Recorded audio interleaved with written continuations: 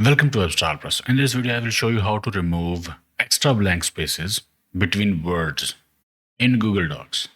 So I have this document with these paragraphs. Words have extra spaces. I want to remove all these spaces.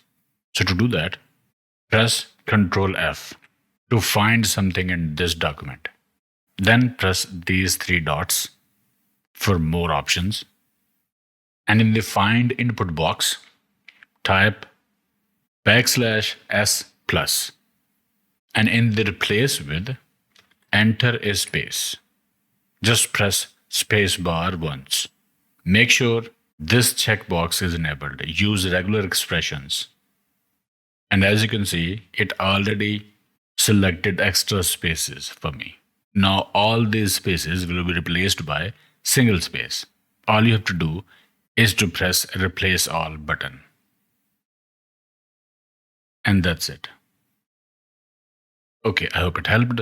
Like, share, subscribe, and I will see you in the next one.